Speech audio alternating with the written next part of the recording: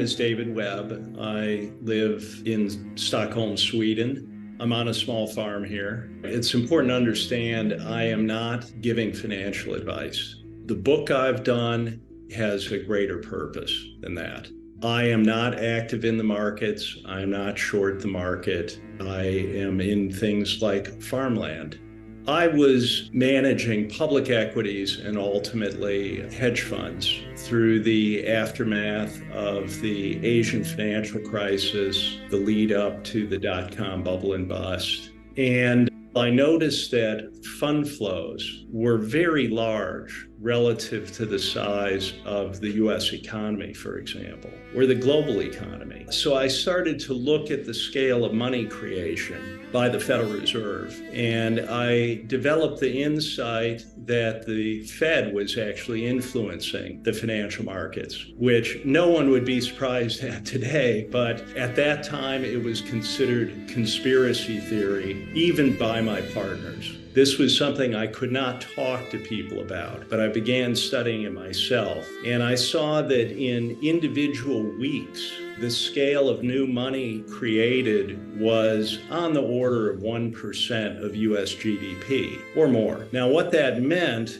given that the US economy was growing at maybe 3 or 4% in a good year, to have money creation on that scale in a single week, it meant that the money creation was far outstripping any real economic growth. So the transmission mechanism for money creation into real economic activity was breaking down. This is when I started becoming concerned and started following this closely. And it actually developed into a way for me to navigate the markets. So I applied it, and I managed to protect people who I was responsible to as my clients through the dot-com bubble and bust, and did very well through that period, armed with this understanding. But the bigger understanding was that the velocity of money was collapsing. And I knew at that time, this is over 20 years ago,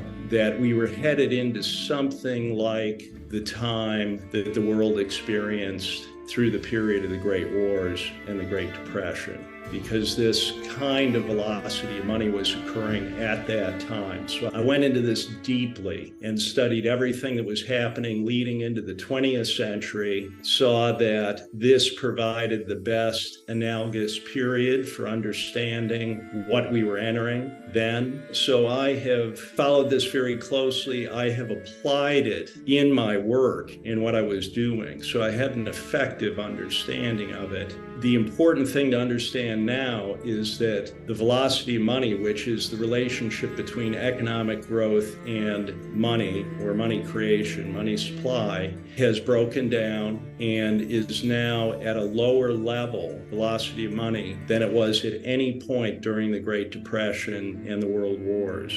So I believe that this is actually the profound underlying reason for the many things that we are seeing geopolitically.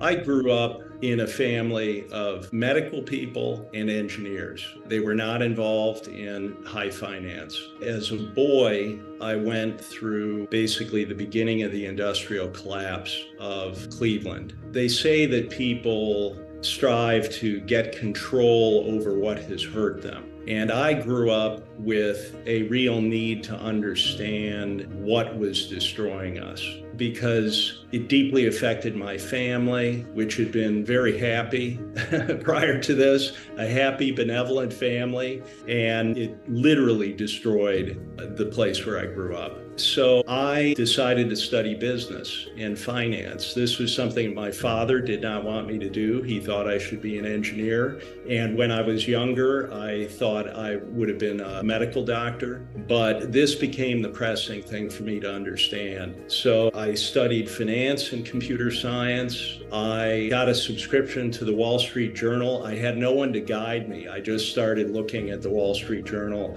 and I noticed these tombstones which announced the big mergers and acquisitions deals or financing, that all these firms were in New York. So I decided at a young age I needed to go to New York, and I got a job with a computer services firm. I could program. I had studied systems analysis and finance. So in this first year as a young guy, I went into perhaps literally every financial firm in New York City with the sales teams. So that helps a person, I think, to begin to understand things on an intuitive level just by seeing things. It's not so intimidating once you've been into these places. Things are intimidating if you've never encountered them. So that all happened in my first year. And then one of my clients, which was a mergers and acquisitions group, their two analysts were leaving. One was going to Harvard Business School, the other was going to the London office, and the sales guy that I worked with on that account came back and told me that they needed someone with a background in finance and computers, and I realized at that time that was going to be me. So I talked with my wife about it. I showed up at this office so early. The next day, nobody was there. I had to wait about an hour for people to start coming in. And they were shocked that I thought that I had any business suggesting that I could work there. They proceeded to put me through a shocking, stressful morning. I was ushered into one of the senior vice presidents who listened to what I had to say, and then he said, well, you better be sure you want to do this, because if you fuck up, you're gone. By the time I left, I thought, maybe this wasn't such a good idea. I probably shouldn't have bothered. You know, sure enough, they called back. They needed me because I knew how to do things. So I worked in M&A, mergers and acquisitions, for 5 years in this firm. It was working literally around the clock, sometimes for days with no sleep, or maybe just lying on the office floor for half an hour to get up and continue. So I learned to deal with a lot of stress with little sleep through this period of time. And then I managed to move to what was then the biggest private equity firm in the world by an order of magnitude. I chose to go there rather than stay. I had another offer from a mergers and acquisitions group at LF Rothschild that would have been for about twice the compensation, but I sensed that there was going to be a crash of some kind. And a month later was Black Monday, October of '87, and LF Rothschild was wiped out, lost all of its capital. I really went to this private equity firm because when you're doing M&A, it's basically being a glorified salesman. You're an agent. When you're in the shoes of the private equity investment firm, you are the principal. It's a different kind of due diligence and analysis. And I was there for 3 years, but it was a very intensive 3 years. And shortly after I had started with the firm, I ended up running the acquisition of this long-distance telephone company. I handled all of it because the partner on the deal had difficulty with stress, and he literally went home and stayed in bed for 6 months. I handled all the due diligence, which was very complicated, and the financing, and it ended up being the largest capital gain in the history of the firm. But it was very stressful for my family because, once again, I was working around the clock. I would get up to negotiations on Saturday morning, late into 3 in the morning Saturday night, sleep for a few hours, start again on Sunday morning. This went on for 9 months. When it was over, it took a few months, but my wife eventually said to me, you know, if I knew our life was going to be like this, I wouldn't have signed up for it. And that just crushed me. I got out a road atlas of the U.S. We went through it page by page and just thought about where could we go. Where could we be happy? I couldn't stay in that. There was a possibility I would go to their London office, but I knew that would even be more intense. It would just be more of the same. Once I've done something, I don't need to keep doing it. I learn what I have to learn from it. I think I am different than other people in this financial world because I actually don't care about the money. That is not why I'm doing it. That should just kind of fall out of what you're doing. And you don't need a lot of it. There's no reason that you need more and more and more. I was always driven by understanding things, and that actually gave me an advantage. I understood things that other people didn't. So ultimately, we just decided to go back to Cleveland, where I grew up, and we bought a house that was within the sound of the church bells where my grandfather's house was. My memory from Sundays when my dad would take us to Grandpa's house. So it was really going home to try to make things sane, but the intensity returned again as I got into managing in the public markets. I had this insight that the public markets were even less efficient than the private markets because you had these big fund flows that were pushing things way up beyond where a negotiated deal would ever be done and driving prices down below where it would be done. So you got better opportunities to both buy and sell things. I ended up ultimately running this hedge fund strategy that I created. So I designed the trading desk, I trained the people, developed this team trading strategy. Through the dot-com bubble and the bust, we were typically in 300 to 400 positions at the same time. I had developed a strategy to be short the market using hundreds of positions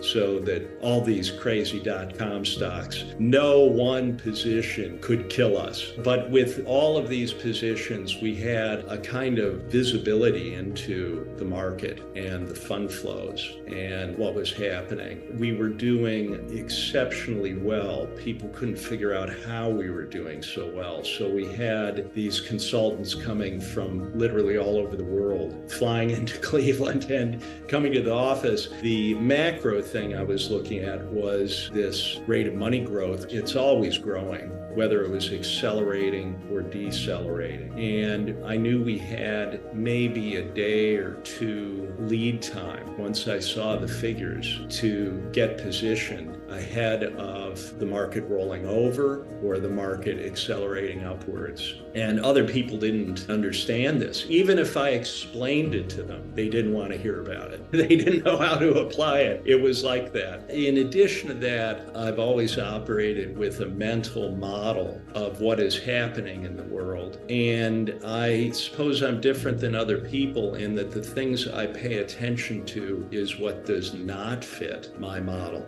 That is what can kill you. So I pay attention to what does not make sense to me, what does not fit. You have to drop everything. Imagine you're in a highly leveraged position with hundreds of positions.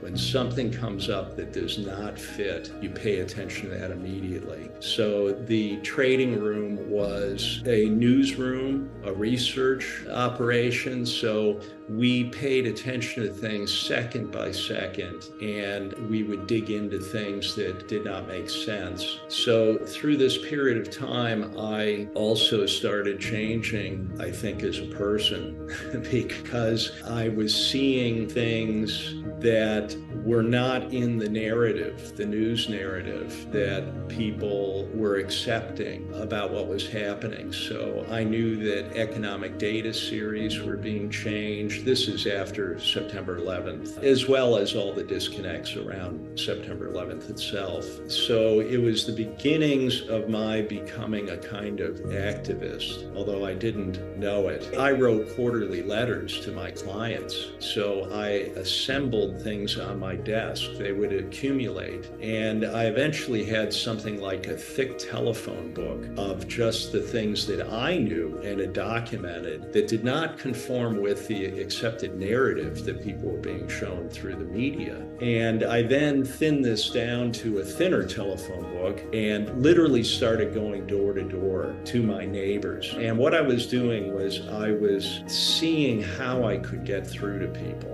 How could I explain this? And it's damn difficult. Basically, it doesn't work. I decided that maybe my neighbors were too well off to be able to hear about this. So I actually went out to a poor area, and a guy was sitting on his front porch, and he was interested in what I was doing because I was still in a business suit. I explained it to him, and he just said, "Good luck, man," in this voice of someone who really knew already and had a kind of resignation that there wasn't much you could do about it. So it's been a long journey for me, trying to expose things. I was expecting that there were going to be large-scale insolvencies after the housing bubble. I was aware of what happened during the housing bubble and how that was engineered. In 2003, I met with George Soros. I showed him a chart of the growth in asset-backed securities. And I told him that this would be the basis of the next bubble and collapse. And he said to me, "You're crazy." So he either did not know that or he did not want to acknowledge it at that time in 2003. So what was happening was tremendous growth in the derivatives complex. So I started becoming concerned about derivatives in the very early 2000s, in the aftermath of the dot-com bubble. At that time, the derivatives complex was about twice global GDP. By 2007, it was 10 times global GDP. That growth in maybe 5 or 6 years. So the financialization was outstripping any real thing on earth already at that point. And this growth in asset-backed securities, what was happening was that the process of doing any credit underwriting, the moorings had been slipped, and this was done by design. Prior to this, banks would do credit underwriting, meaning they would want to get repaid for the money they had loaned. So they would do some analysis of whether the borrower could repay it. But during this period of time, the banking industry went to securitization of loans. So it became a business of originating loans without any concern as to whether they could be repaid. The loans were all packaged up, whether they were AAA loans or subprime loans or boat loans or car loans, anything. These pools were stratified. Now, if you think of it, you had a top 20%, the next 20%, and so on down to the bottom. And the idea was that any defaults would hit the bottom rated tranche first. So for the defaults in that pool to reach the top of the pool, the top 20%, you'd have to blow through 80% of all the capital in the pool. So the top was rated AAA, just structurally, they could do that. The problem was no one wanted to buy the lower rated tranches. So they then used an aspect of the derivatives market, the credit default obligation, CDO, to buy the default protection for the lower rated tranches. Then they could sell the entire pool as AAA. So this was done through, as Greenspan called it, the miracles of modern finance. And he said, presumably the risk will be borne by those best able to bear that risk at the time. So because it could all be sold as AAA and the yields were better than treasuries and the Fed was creating so much liquidity, these pools were then sold 10 times over on a modeled synthetic basis, also in the derivatives market. And so while the banks knew that they did not want to eat their own cooking, the stuff that they had originated, they were buying the assets, this is the nature of a bubble. The people that know it's a fraud are still consuming the stuff that is being created through the same process. So the asset side of the balance sheets of banks were these securities that were being created through the same process. It reached a point where credit default obligations alone were about 10% of the derivatives complex. By the time the great financial crisis kicked off in 2008 and 2009, 10%. So credit default obligations alone were the size of the global economy. Now, I wondered who's signing up to take that default risk. In the early stages, people were saying, well, the problem here is maybe in the hundreds of billions. They were off by an order of magnitude. It was in the tens of trillions. So as the Fed were injecting all of this created money into the banks, it eventually became clear that the default risk had been taken by hedge fund subsidiaries within the banks themselves. So they enabled this whole thing by creating the entities within the banks that would take the other side of the default risk. And then when the collapse occurred, they were given the money to paper over that loss. The Fed has murky powers that people don't know about until they decide to make it visible. One of their powers is to create entities out of nothing. You just create a limited liability company, and then the Fed can loan money, create money, and put it into that entity. It's completely off balance sheet. It doesn't have to be disclosed anywhere. But in this case, they did. They created something called Maiden Lane, which is a street I sometimes walk down in the southern district of Manhattan and the financial district. So Maiden Lane was extended this created money to buy these problematic positions out of the banks, take them off the hands of the banks. And there was so much of this problematic stuff that they then created a Maiden Lane 2 and a Maiden Lane 3. And who knows what else was created that we were not told about.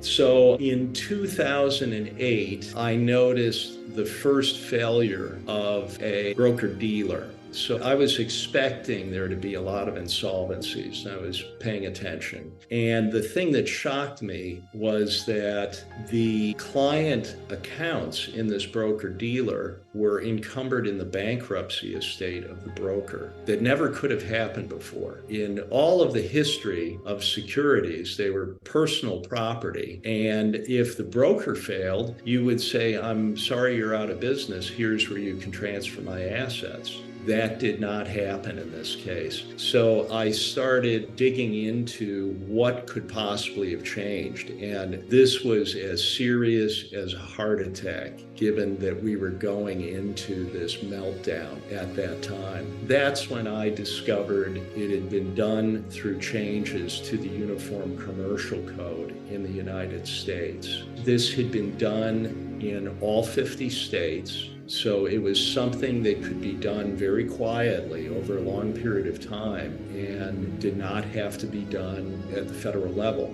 didn't draw attention. What they did was to create a new legal construct of a security entitlement. Now, prior to this, as I said, securities for 400 years were personal property. This concept of a security entitlement severed that. That's its purpose. So what people then have in institutions and pension funds, even sophisticated investors, all they have is an entitlement. It's a claim, it's a contractual claim, which is very weak in the event of insolvency. So it's an appearance of ownership. It's sometimes referred to as beneficial ownership, which sounds nice, but what it means is that you receive dividends, you receive a proxy, you are the owner of title. You can, of course, you can buy it and sell it, but you can see in documents that I've found that the legal owner is actually the entity that controls the security with a secured interest. They are the legal owners of the property. So now you have a contractual claim. Next, all of the securities are held in pooled form. So you have no specific identification. It used to be that with paper certificates, they were numbered. You had a specific numbered bond or stock, share certificate. So now they're fungible bulk, book entry form, pooled. Further, we know, and it is absolutely irrefutable from the Fed's own response to a questionnaire from the EU, that even segregated accounts, even people or institutions that have been told that their securities are segregated, are in the same pool and entitled to only a pro rata share in the event of an insolvency of the custodian. So again, segregation is just an appearance. People are told that. It's an absolute subterfuge. And the shocking thing is that even sophisticated institutional investors do not understand this, or they don't want to know it. Further, even if outright fraud is committed by the custodian, that does not obviate the ability of the secured creditors to take the securities from these pools ahead of the people who thought they owned them. Then there was, in 2005, a change to the bankruptcy law in the United States, creating something called safe harbor. Again, that sounds nice, but what safe harbor means is safe harbor for the secured creditors to take the client assets and to make that absolutely certain that even in the event of fraud, they will take the client assets. So prior to this change in bankruptcy law, there was something called fraudulent transfer, fraudulent conveyance. And the bankruptcy trustee, had a duty to claw back any assets that had been fraudulently transferred. So this change was made in 2005. And then with the failure of Lehman Brothers, this was cemented in case law. And we can see the judgment by the bankruptcy court related to this. What happened there was that JP Morgan was both the custodian for the client assets and the secured creditor that took the client assets, which prior to 2005, everything that happened there would have been constructively fraudulent. But the bankruptcy judge, this is the Southern District of New York, which is Manhattan, found in favor of JP Morgan that JP Morgan absolutely was entitled to take the client assets.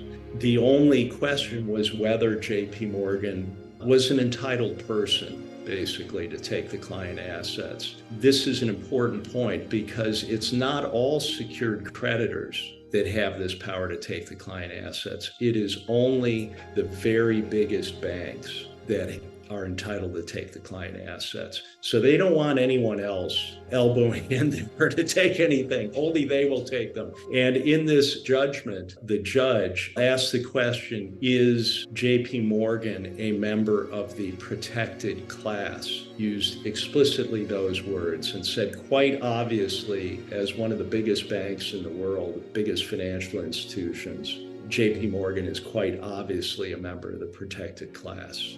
To see this in a bankruptcy case law from the court, I think that's pretty strong stuff. It's like that document directly from the Fed provided to the legal certainty group. This is hard to refute. A custodian has the records of who owns what. It's in their books and records, but that's all it is. It is the records. The system has been changed so that the property itself is then transferred up to a higher level and held in pooled form. So you deal with your broker to execute a trade to buy or sell something, and you get a representation of an account that shows you what you have in it.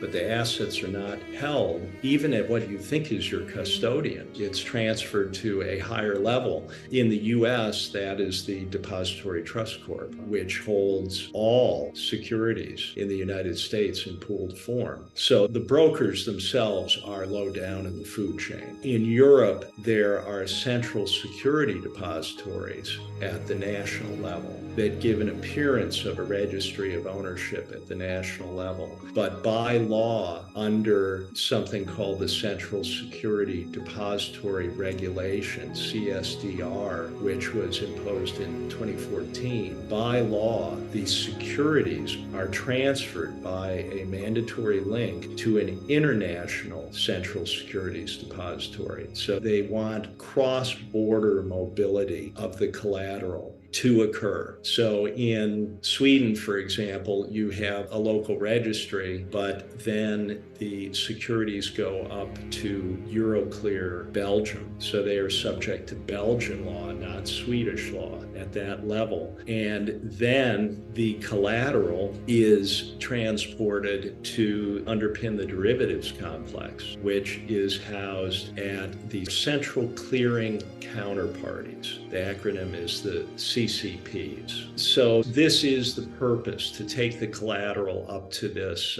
central clearing counterparty level. And we know from a BIS document that is now over 10 years old that the systems are in place for the movement of this collateral on a global basis nearly instantaneously, especially in a crisis, to be swept to meet the collateral demands of the system, the secured creditors.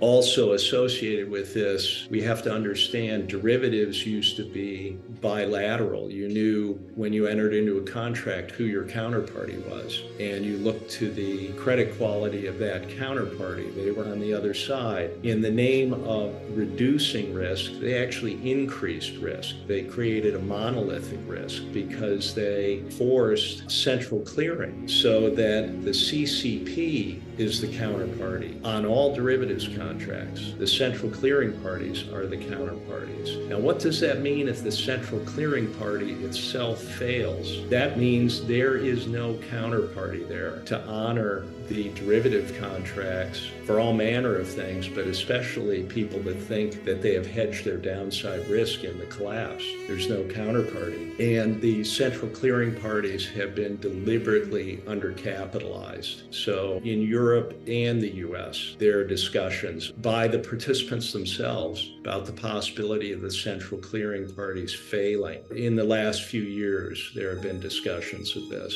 And if you look at DTC itself, which houses all the securities in the US securities complex and is the central clearing party for most derivatives, they have discussion of how they will start over again when the central clearing party collapses, and explicitly that they will not put more capital behind it, but they have pre-funded the startup of a new central clearing party when one of the existing ones fails. So it's essentially planned, and the entire capital base of depository trusts, so essentially the entire US securities complex, is housed there in all derivatives. The entire capital is $3.5 billion.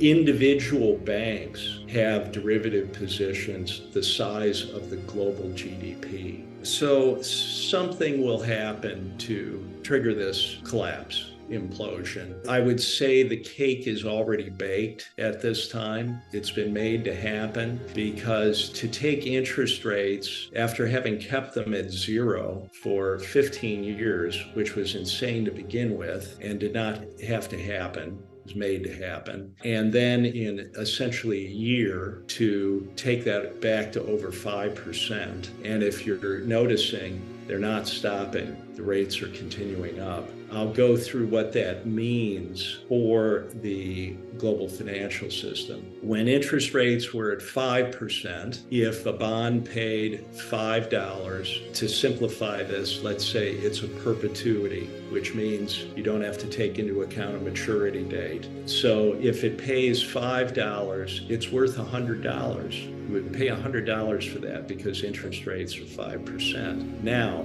if interest rates are driven down by the central bank to 1% and the bond still pays $5, now 5 is 1%. of $500. So the value of the bond goes up fivefold by dropping interest rates like that. And it was even further because they took it to zero. So this is the source of the bubble, the financial bubble that we've experienced, the everything bubble, as some people call it. And the entire financial system is basically a perpetuity. So everything is based on discounting cash flows. So all real estate, the entire stock market is based on discounting back theoretical future cash flows from companies, as well as bonds. Now, if you do a round trip on this and you take interest rates back from 1% back to over 5%, which is something like what has happened here, you reverse the entire thing and you have an 80% fall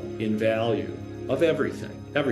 All commercial real estate, the stock market, everything. Now imagine what happens to you if you own these things on leverage, if you borrowed to own these things. That's the problem. So the entire run-up, the entire bubble was artificial, and the decline will be something like a decimation, where indexes will go to maybe 10% of the peak, because a lot of things will just go out of business. And this is what happened with the whole dot-com sector when that bubble collapsed. This is what happened in the 1930s. This is what happened to the Nikkei with Japan. All bubbles end this way. And when you step back and look at them, it's like a very sharp mountain peak. It goes into like a needle blow off, and you get a first break and then a second run for the top that fails. And that's where we are now. If you step back and you look at something like the NASDAQ index, the second top is failing now, which is understandable given that bond yields are continuing straight up. So when this begins imploding, the insolvencies will increase due to the level of debt. And there will be an automatic call for more collateral that will be transferred into the derivatives complex in these central clearing counterparties. But the central clearing counterparties are themselves likely exposed to the collapse, because I say to people that you may think that you've hedged your exposure to a decline here, but you've done it through the derivatives complex. So the risk is in the derivatives complex. It doesn't disappear, it doesn't go away, it's all there. And this pain will accumulate in the central clearing counterparties, and then they will fail. And they're basically telling us they will fail. And when that happens, the people that thought that they had hedged their exposure, included the most sophisticated institutions and the pension funds, will have no protection. And the secured creditors will take all of the underlying stocks and bonds, which then gives them control of all public corporations. And once you control the capitalization structure, you then control all of the underlying real things. So this is something like what happened in the 1930s when there was distress globally everywhere due to debt levels. And you would think that there were no winners, but there were, because the banks that were controlled by the Federal Reserve, for example, in the US, were slated to survive. 9,000 banks in the United States were forced into failure. The people who had money in those banks lost all their cash, but their debts were not canceled. Their debts were then consolidated into the Federal Reserve System and enforced. So people that were in debt were in trouble. Even wealthy people lost everything. The difference this time around is they're not going after just property that is encumbered by debt. They've engineered this so they can take things, all securities as collateral, from people and entities that have no borrowings against them. They own them clear and outright. Now, let me give you an example as an analogy to explain the horror of this. So you have bought a car and you paid cash for it. You think you're being very conservative. You have no debt against the car.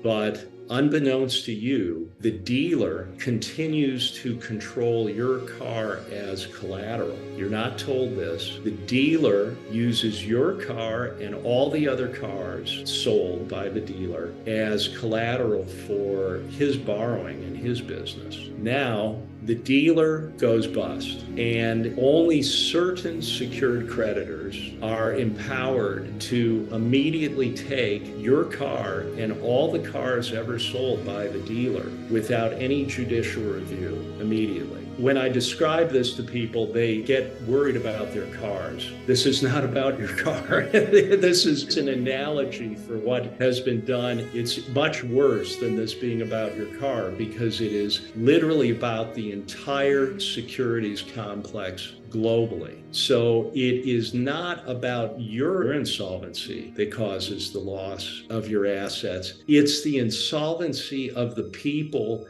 that secretly used your collateral as their property without telling you that or disclosing it.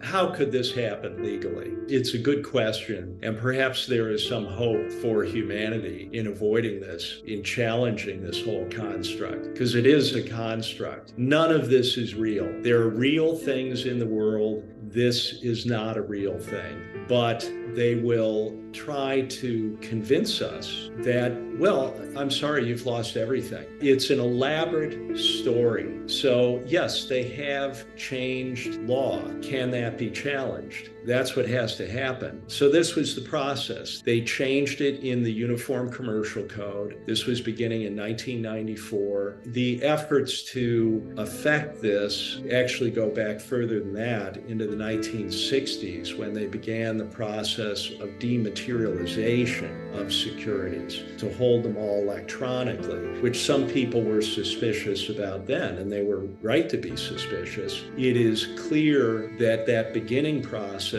was literally run by the CIA. And this is not conspiracy theory. The man who was charged with forming the Depository Trust Corp to do this, in his own memoir and in interviews, discloses that he was a career CIA operative from the time he was a young man. So there was a grand strategic purpose behind this. They've been able to do it because it has been run from the highest levels of the U.S. government. So the involvement of the CIA, then when this construct of the securities entitlement was put into the Uniform Commercial Code, that was pushed through all 50 states, done quietly. That change was made in 1994, so it took maybe 10 years to get it done in all the states. Then they changed the bankruptcy law in 2005, and then it was ready to go with the testing of the Lehman Brothers case in 2008. So there's a plan that's executed over decades to do this. Then they began a process of harmonization, which was to force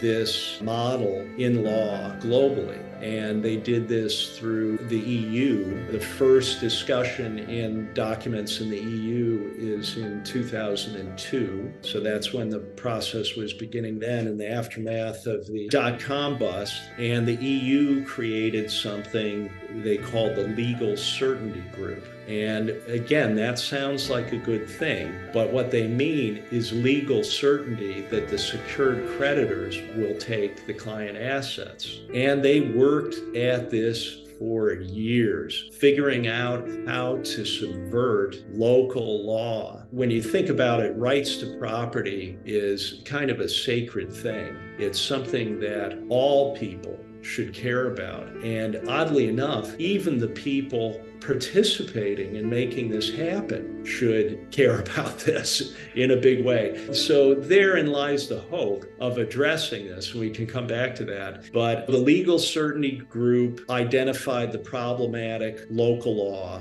And then it took maybe another 10 years to come up with this CSDR regulation, Central Securities Depository Regulation, in 2014, that mandated made the transport of the collateral from the local or the national level, central securities depository, where people think they own their things outright, their record of ownership is there, and the securities are transferred up to this international central securities depository level and then on to the central clearing counterparties. So it has been done in law. It's been done legally. It must be attacked legally. It must be dismantled legally. The power behind all of this is the private control of the central banks. And when you look around the world, they are all privately controlled. You are not allowed to know, actually, who controls the Federal Reserve and how it is controlled. We know that it is controlled somehow by a set of banks. So there is some kind of an ownership structure that extends through the banks that own and control the Fed. But something like this is done in all central banks around the world. If you notice, any country that has attempted to have a national bank is literally attacked and destroyed. They're not allowed to exist. So it is linked with the war machine, this private control of money. The intelligence agencies, the militaries globally would not be able to function as they are if they weren't linked with this money creation power. We now know that when we were kids, perhaps, we thought that the money you borrow from the bank is someone else's savings that they're giving you. It's a zero-sum game. I think we now know with the scale of the money created during the COVID period that that is not the case. The scale outstrips any real world activity, and it's just created out of thin air. So this is the power that controls everything. They control all political parties, all governments, all the major corporations, the media, and this was the case leading into the 20th century. In this period when the velocity of money was collapsing, that is basically a collapse of their control system. The money is a very sophisticated control system because it requires almost no energy input. People are directed by chasing money incentives, but this power through chronic overuse, when it reaches this point where no matter how much money is created, it's not translating into actual economic growth, then it goes into a financial bubble, and then you get the major collapse of the whole system. Then they must have a plan to stay in control through that collapse, which will require physical control over people through the reset, because the money control system has broken down. So this is why you have a period of terrible instability. So as we were entering the 20th century, velocity money was collapsing, then the Qing dynasty collapsed. It's a global phenomena that ended dynastic rule in China. Then in the period 1914 to 1918, the Turk-Ottoman Empire collapsed, the Austro-Hungarian Empire, the Russian Empire, Germany was destroyed, and the British Empire had passed its zenith and was really collapsing at that point. So it's a global collapse. And the people that controlled the banking power through that managed to stay in control. And they did it by subjugating populations. It's not about taking their money. It's not about taking their stuff, which they don't need. It's about suppression and subjugation. And that's the lesson when you look at this period in the 1930s. And that is what they have planned for this kind of a cycle again. And they've set up for it. So this plan to take all collateral globally and to collapse the system in a kind of controlled demolition where they end up controlling everything, this design was set in motion over 50 years ago.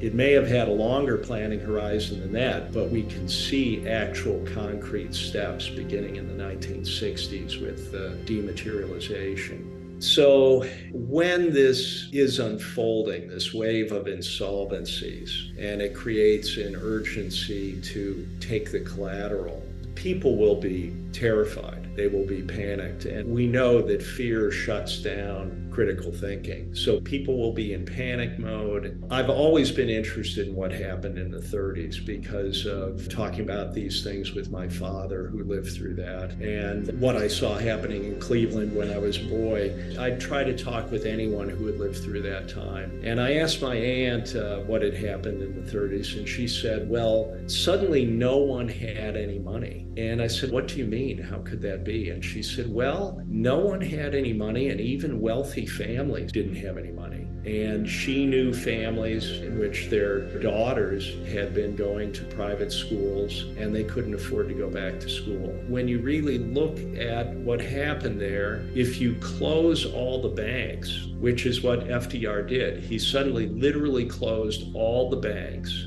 and then only certain banks were allowed to reopen, which were the ones controlled by the Fed. Well, then suddenly no one had any money. It's not hard to imagine when it's all just shut down suddenly. And then you have the problem that there was a drop in price level, drop in activity, and they kept the economic activity very suppressed for years. And I know that from family history through the 30s. My grandfather's engineering business, I know from a family letter, by 1936, which was 3 years after the banks had reopened, there was still no business. 3 years later, they managed to get through this, both sides of my family, because they had no debt. People were more conservative then, but it was very difficult. Now, the other thing that happened was the Federal Reserve was set up with a kind of inevitable logic that they would have to take the gold from the public, which was, of course, the monetary asset backing everything then. So the gold of the public was confiscated under the complaint that the public was hoarding the gold. But then what did the Fed do with it? The Fed hoarded the gold and did not use it to expand credit. They kept the conditions tight. So what do we have this time around? Gold is not the underlying collateral in this system. It's all securities globally. So they will be taken under the argument that, well, we have to save these systemically vital institutions so that we can restart the economy again. How could we restart the economy if they are not protected? So that will be the reason given. And it's like a game of Monopoly where all of the pieces, all of the money on the board are pulled back to the bank, and then they say, let's start a new game. And we'll start over from the basis that we have everything and you don't. So would you like to borrow something? And this is what the CBDC, the central bank digital currency, will be. It will be very difficult for people to refuse to use it because they literally won't be able to eat. They will have an app they can download. This will be the help. This will be the cavalry riding to the rescue. Just download this app and you can load your phone with some currency to allow you to go buy milk. But every time you use that, you are actually borrowing money from them. They have you. Again, it will happen very fast. This will unfold in a very frightening crisis kind of environment, and people will have difficulty refusing. And that's why it's so important to spread this awareness of this beforehand so that people understand what is happening and so that people can become engaged in this all the way to the top of the system. It has the potential to activate very capable people all the way to the top of the system. It has the potential to unify people against this.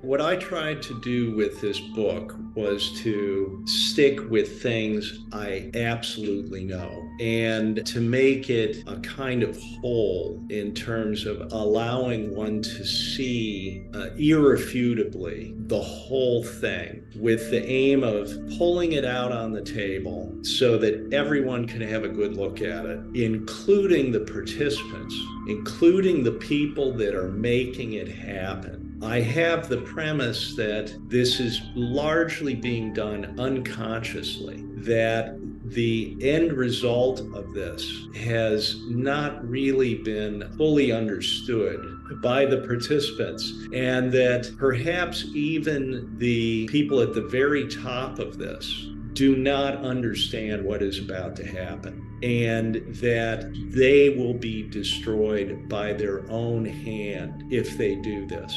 So it's the result of a kind of inevitable logic that they have to control everything, that has now been taken to the ultimate degree where one can see, while it's an intelligent design, it is literally insane to actually do this, because no one wants this. And that the people that have inherited this ownership layer at the very top, they did not design this. They did not put it in motion. They have allowed the juggernaut to continue. There has been no pruning in the garden. There's been no oversight. It's literally never been looked at, never been checked. It is basically run out of control unconsciously. So we have to make it conscious all the way to the top of the system. Now, another way I think about this is they study us. We have to try to imagine who we're dealing with here. So I'm getting into conjecture about this. I have known people pretty high in the system. I have this idea that people are intimidating if you have not met them. But once you've met them, you see that they are just people. And I think we have to understand these are just people. They are not lizards eating babies like potato chips. That is not helpful to think of it that way. So they are actually not particularly capable people. So there is a head of the snake, but it can't do anything alone. It is reliant on the muscle beneath the head of the snake to do everything for it. And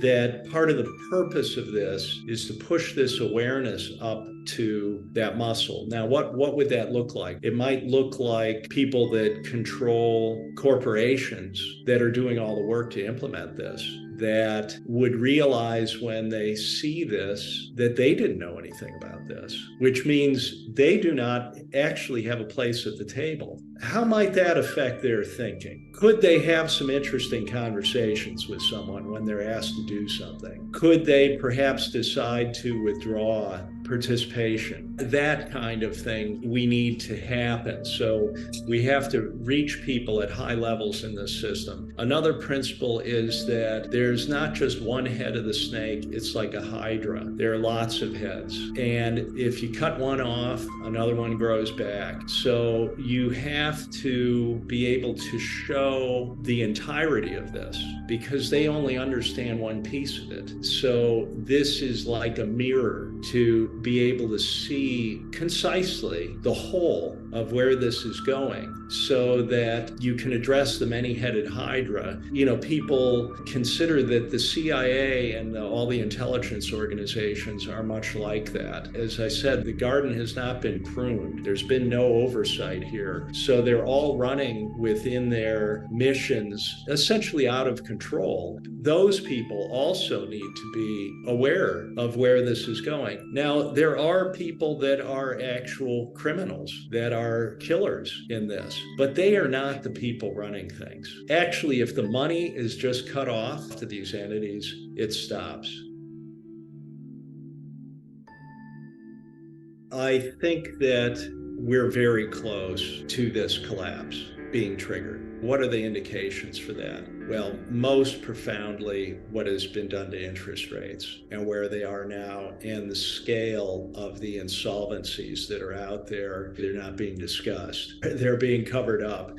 The only way that the financial system has not collapsed is that there is a big hidden hand injecting lots of created money directly into the financial markets, holding them up right now, as well as allowing institutions to believe they have downside risk by buying protection in the derivatives market, the combination of those things. So this support, the hidden hand, as I call it, can be withdrawn at the time of their choosing. But we're getting late in this process, given what's already happened to the interest rates. The other indication question of timing is the bank resolution, the documents of the Bank Resolution Authority in Europe. Their planning cycle documents were mandating all of the globally, systemically important banks to be ready for solvent wind down at the end of last year, 2022. Now, what they mean by solvent wind down is not wind down of the entire bank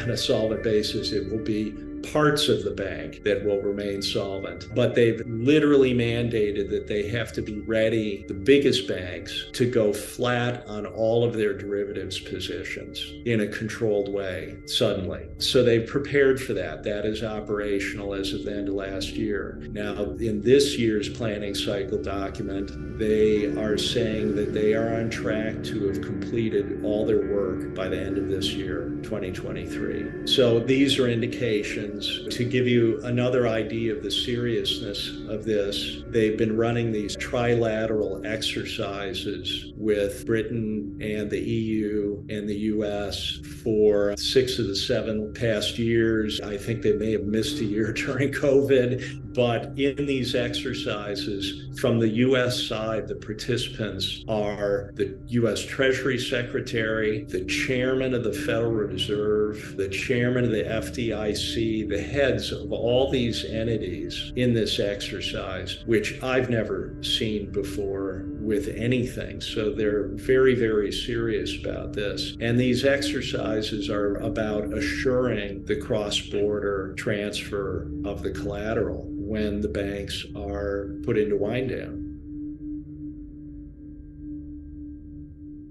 So you've noticed in the news that there have been some failures of banks in the last year, and that is due to this increase, this backup in interest rates. And the idea that this is a bank-specific problem is not the case. These are the canaries in the coal mine. This is absolutely systemic. Again, looking back at the 1930s for guidance here, the first big bank failure was in 1930. It was allowed to happen, and there was a kind of trickle of bank failures. So the bank holiday, when they closed everything, wasn't until 1933. So it was an unfolding banking crisis for 3 years. So it's not unusual that you would have an opening stage here of a number of banks that have failed, but it doesn't all let loose immediately. It unfolds over months and perhaps a couple of years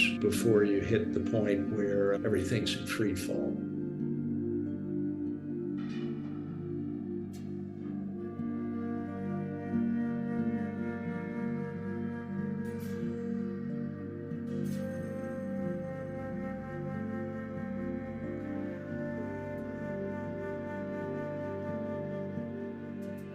Well, how could things be better here? How could this go well? We have to imagine that. It seems to be overwhelming, but the first step is to get this awareness up to the highest levels so that people realize we don't want this to happen. It's been taken to an insane extreme, and it's not going to go well for anyone. Then people are left with this idea that, well, everything will just collapse. And I don't believe that at all. There is a real world with real economic activity that goes on despite this system that extracts resources from people and places enormous stress on them, that funds psychological operations that are, of course, public-facing. They're used against the population. So that the resources of the public are extracted, tremendous burdens are placed on people, stresses. It's a system that subjugates people. And if that simply stops, everything gets better immediately. Now, how could things be different? Central banking should be a public utility. The very idea that it should be controlled by private interests, that is the source of all the problems for humanity. That must stop. as a public utility, of course, banking is a useful thing to have. We have to realize we don't have to go back to sticks and stones. We don't want everything burned to the ground. We have to take back control of our society, which has largely been created by good people, all the innovations, and usurped. So we don't owe them anything. We have good things that have been created. We just have to not allow them to control these things any longer. So public banking would be like a utility. Any profits would be returned to the public or used to support government. We have to have government. We have to have some way to operate society and have roads and do things that work for society. So anarchy and chaos, we can't have that. So this has to be done peacefully. It has to be done legally. Another concept, and these are not my ideas, I'm borrowing these things in terms of public banking, but also something like the tax system, which is really a way of harassing and, again, subjugating people. We know with the scale of money creation, things are not being funded from our tax dollars. But if we had a stable system, some kind of share of economic resources are needed to operate the government. A very simple way to do that is to place a simple fee on every electronic money transfer. Wouldn't be needed for paper currency, just every electronic money transfer. We know today that the major corporations don't pay any taxes. They aren't supporting anything. So money flows, it could be a fraction of a percent. And especially if you end all of the wars, if you wind down the military bases, if you stop all the covert actions which are criminal, the scale of government can be right-sized to what is actually beneficial to humanity. As I say, we're being governed by constructs. They aren't even real. And if they don't serve humanity, they must be stopped. And if we're going to have artificial constructs, they must serve humanity. So imagine how people would feel if they were told, you don't have to file taxes anymore. That's all going to be handled. Just pay 0.1% on whatever electronic transfer you're doing. But the people that run this system don't want those kinds of solutions because it would eliminate their control.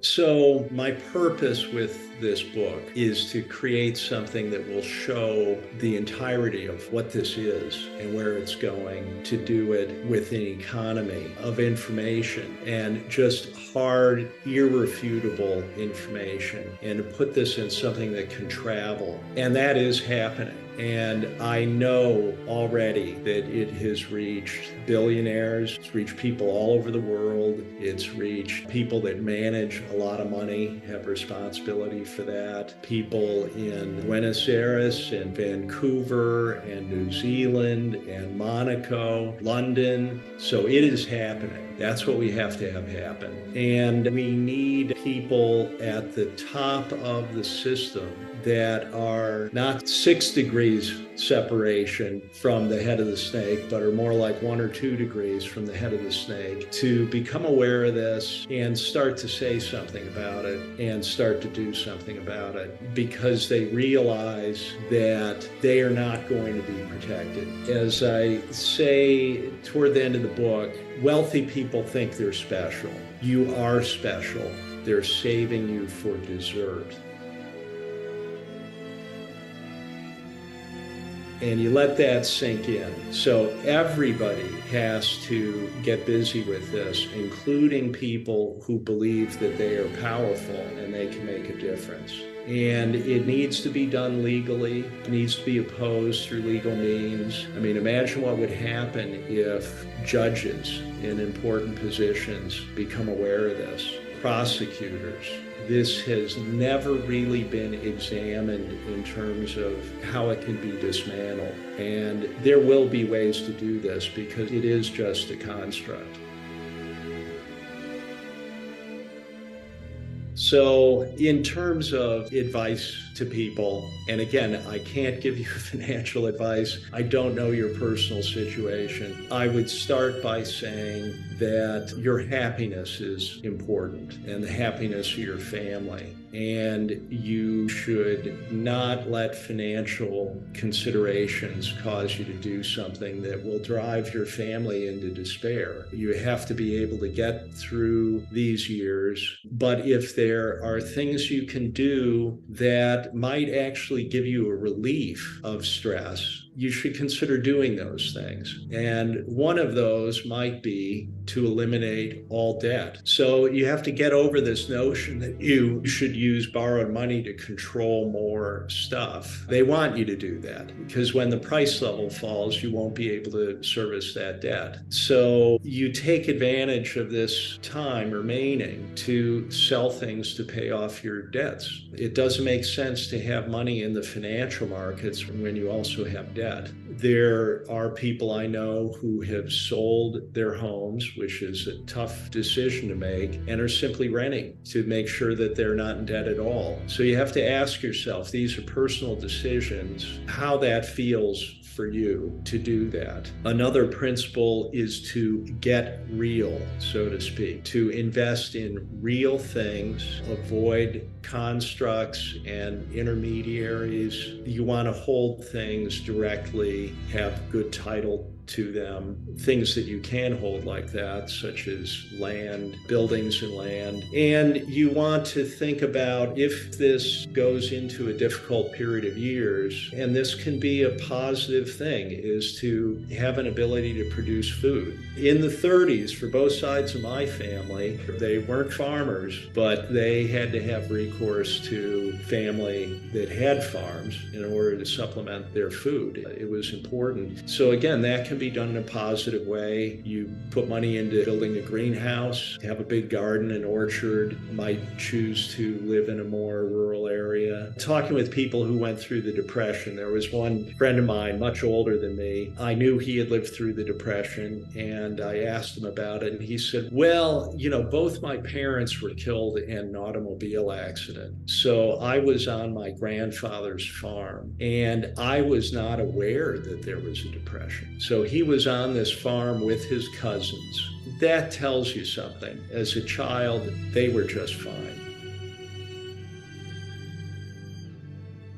The book I've written is called The Great Taking, and you can find it on a landing page at thegreattaking.com. There is a free PDF you can download. I've done it this way because it will make it close to zero friction, so it can spread globally, and that is really happening. Some people would say, well, surely you must be paid something for this, and I know that if I had been paid anything, I would just use it to spread the book. So why do that? Make it zero friction. This is the most important thing I can do right now. There are hard copy books you can get through Lulu, and those cost something because it costs something to produce them, and they can be delivered globally. There is some small profit in that, but I am directing that to another person who is a scientist and has done very important work.